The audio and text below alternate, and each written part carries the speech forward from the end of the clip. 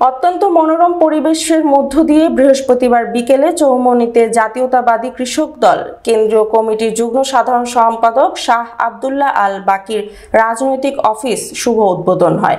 এই সময় উপস্থিত ছিলেন নোয়াখালী জেলা যুবদলের সভাপতি মঞ্জুরুল আজিম সুমন, চৌমুহনীতে সাধারণ ব্যবসায়ী সমিতির সহ সভাপতি জহিরুল হক সোহেল, নোয়াখালী জেলা মুক্তিযোদ্ধা কমান্ডের সাধারণ সম্পাদক তরিকুল্লাহ জিন্নাহ, জেলা সম্পাদকের যুগ্ম আহ্বায়ক এজিএস হানিফ, যুগ্ম আহ্বায়ক তুহিন, চৌমুহনী পৌর যুবদলের সদস্য সচিব জিএস নিজামুদ্দিন, উপজেলা যুবদলের সাবেক আহ্বায়ক স্বপন, পৌর কৃষক দলের সদস্য সচিব আব্দুর রহিম, উপজেলা কৃষক দলের যুগ্ম আহ্বায়ক মিরাজ চৌধুরী, পৌর ৭ নং ওয়ার্ড বিএনপির সাংগঠনিক সম্পাদক কামাল হোসেন সহ বিএনপি যুবদল, স্বেচ্ছাসেবক দল, কৃষক দল ও ছাত্র দলের নেতৃবৃন্দ। সংসদীয় এলাকা আমাদের দলের মধ্যে বিভাজন নাই, আমরা সবাই ঐক্যবদ্ধ। আমাদের বক্তব্য হলো, আমরা যারা ৭০ বছর আন্দোলন সংগ্রাম করেছি, এমন কোন নেতা কর্মী না যারা হামলা নির্যাতনের শিকার না হয়েছে। আমরা সবাই নির্যাতিত। আমরা চাই যারা ত্যাগী, রাজপথে ছিল, আন্দোলন সংগ্রামে ছিল, তারা আগামীর নেতৃত্বে আসে। আমাদের নেতা তারেক রহমান বারবার বলেছেন, এই দলের মধ্যে কখনো আওয়ামী লীগের স্থান নাই, সন্ত্রাসীদের কোনো স্থান নাই, যারা চাঁদাবাজি করে, দখলবাজি করে, তাদের স্থান নেই।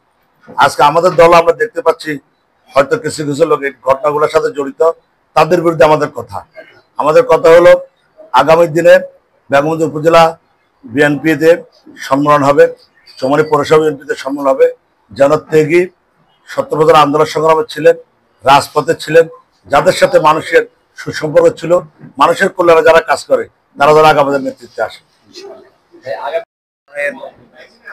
নেতা কর্মীরা প্রতিদিনই আমরা একত্রিত হচ্ছি। আজকেও অন্যান্য দিনের মতো আমরা সকল নেতৃবৃন্দ আজকে একত্রিত হয়েছি। আমাদের কর্মকাণ্ড সাধারণ মানুষের কাছে পৌঁছে দেওয়ার জন্য আমাদের প্রিয় নেতা তারেক রহমানের ঐতিহাসিক ৩১ দফা মানুষের কাছে পৌঁছ করে দেওয়ার জন্যই নেতা কর্মীদেরকে নিয়ে আমরা প্রতিদিন কোনো না কোনো জায়গায় সমাবেশ করছি। আজকে এখানেও যে অফিসেও এটা আমরা সবাই একত্রিত হয়েছি। আমার বিশ্বাস, আগামী দিনের যে পরিচ্ছন্ন বাংলাদেশ গড়ার স্বপ্ন নিয়ে তারেক রহমান এগিয়ে আসছেন।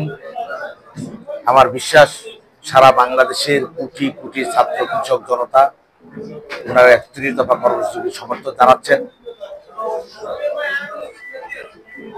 আমরা মনে করি, দেশের স্বাধীনতা, সার্বভৌমত্ব, দেশের আইনের শাসন, দেশের ন্যায় বিচার প্রতিষ্ঠা হওয়া, দেশের নিত্য প্রয়োজনীয় দ্রব্যের দাম নাগালের মধ্যে রাখা, দেশে দীর্ঘদিন যে চাঁদাবাজি হয়ে আসছে এখান থেকে আমাদেরকে মুক্ত করা, দেশের অর্থনীতিকে দেশ চাঙ্গা করা, এবং আপনারা সবাই জানেন ইতিমধ্যে দেশকে স্বয়ংসম্পূর্ণ করার জন্য যে পদক্ষেপগুলো নেওয়া হচ্ছে, এটা সারা দেশের মানুষের কাছে প্রশংসনীয়। ইতিমধ্যে গত ১৭ বছর যে জালেমদের কারণে বাংলাদেশ প্রায় পঙ্গু হয়েছে, দেশের অর্থনীতি ক্ষতিগ্রস্ত হয়েছে, হাজার হাজার কোটি টাকা নয়, লক্ষ লক্ষ কোটি টাকা এদেশ থেকে পাচার করা হয়েছে। আমরা অন্তর্বর্তীকালীন সরকারের কাছে দাবি করব, আওয়ামী দুঃশাসনের সময় যারা এই দেশ থেকে হাজার লক্ষ লক্ষ কোটি টাকা বিদেশে পাচার করছে, এই সমস্ত টাকাগুলো এদেশের মানুষের রক্ত জোড়া টাকা যাতে আবার ফিরিয়ে আনে। আন্তর্জাতিক আদালতে যদি মামলা করা হয়, আমরা যতটুকু জানি বা বুঝি, এই টাকাগুলো উদ্ধার করা সম্ভব হবে।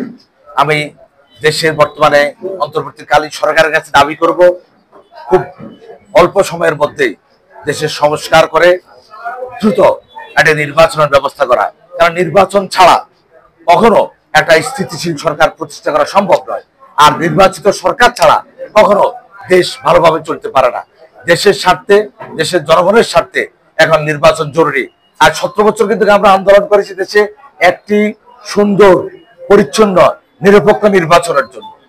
দেশটাকে আমরা সঠিক পথে নেওয়ার জন্য রেল গাড়ি যখন লাইনে উঠে তখন এটা চলতে শুরু করে, নির্বাচিত সরকার যখন দায়িত্ব নেয় তখন সেটা আপনা আপনি চলতে শুরু করে এবং দেশ তখন এগিয়ে যায়।